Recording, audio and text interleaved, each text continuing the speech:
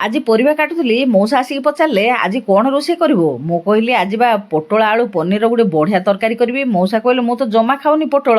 ମୁଁ କହିଲି ଦେଖିବା କେମିତି ଖାଇବନି ଆଉ। ତାପରେ ପୋଟଳ ଗୁଡ଼ାକୁ କ'ଣ କଲି ନା ଚୋପା ସବୁ ଚାଞ୍ଚିକି ବାହାର କରିଦେଲି, କାହିଁକିନା ମୁଁ ଭଲ ଭାବେ ଜାଣିଛି ପୋଟଳର ଚୋପା ରହିଲେ ହିଁ ମଉସା ଖାଉନାହାନ୍ତି। ଚୋପା କାଢ଼ିଦେଲାରୁ ପୁରା ନରମ ହେଇଗଲା। ଦେଖିବା କେମିତି ଖାଇବେନି ଆଉ। ତାପରେ କଟାକଟି କରି ନେଇ ଆସିଲି, ନେଇଗଲି ହଳଦୀ ଗୁଣ୍ଡ, ଲଙ୍କା ଗୁଣ୍ଡ, ମସଲା ଗୁଣ୍ଡ, ତାକୁ ଟିକେ ବତୁରେଇକି ରଖିଦେଲି। କଢ଼େଇ ଗୋଟେ ଗ୍ୟାସ୍ ଦେହରେ ବସେଇ ପୋଟଳକୁ ଦେଇ ଲୁଣ ହଳଦୀ ଦେଇକି ଭାଜିକି ବାହାର କରିଦେଲି।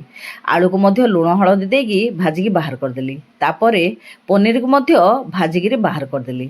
ତାପରେ ଦେଇଦେଲି ଟମାଟୋକୁ, ତା ଦେହରେ ଟିକେ ଲୁଣ ଦେଇ ତାକୁ ମଧ୍ୟ ଭାଜିକିରି ବାହାର କରିଦେଲି। ଟମାଟୋଟି ଭାଜିକି ପକେଇଲେ ନା ବଢ଼ିଆ ବାସ୍ନା ହୁଏ, ସେଥିପାଇଁ ତାକୁ ବି ଭାଜିକି ବାହାର କରିଦେଇ ଫେର ଆଉ ଗୋଟେ କଢ଼େଇ ବସେଇ ଦେଇଦେଲି ତେଲ, ଦେଲି ଟିକେ ଚିନି କଲର୍ ପାଇଁ। ତାପରେ ଦେଇଦେଲି ଫୁଟଣ ଆଉ କାଠି ମସଲା ସବୁ। ଫୁଟଣଟି ହେଇସାରିଲା ପରେ ପକେଇଦେଲି ମସଲାକୁ ଯେଉଁ ବତୁରେଇକି ରଖିଥିଲି। ତାପରେ ଅଦା ଟିକେ କୋରିକି ଦେଇଦେଲି ଆଉ ଲୁଣ ଟିକେ ଦେଇଦେଲି। ଆପଣମାନେ ଏଇଠି ଅଦା ରସୁଣ ପିଆଜ ମଧ୍ୟ ଦେଇପାରିବେ। ମୁଁ ଆଜି ବିନା ପିଆଜ ରସୁଣରେ ତିଆରି କରୁଛି ତରକାରୀଟି। ତାପରେ ଭଲ ଭାବେ ମସଲାଟିକୁ କଷି ସାରିଲା ପରେ ପକେଇଦେଲି ଆଳୁକୁ। ଆଳୁ ଟିକେ କଷି ହେଇଗଲା ପରେ ଦେଇଦେଲି ପୋଟଳକୁ। ପୋଟଳ କଷି ହେଇସାରିଲା ପରେ ଗରମ ପାଣି ଦେଇ ତାକୁ ଘୋଡ଼େଇକି ଛାଡ଼ିଦେଲି। ଏବେ ଦେଖନ୍ତୁ ପୁରା ପ୍ରାୟ ସିଝିଗଲାଣି। ତାପରେ ପକେଇଦେଲି ଟମାଟୋକୁ ଭାଜିକି ରଖିଥିଲି, ତାକୁ ପନିରକୁ ମଧ୍ୟ।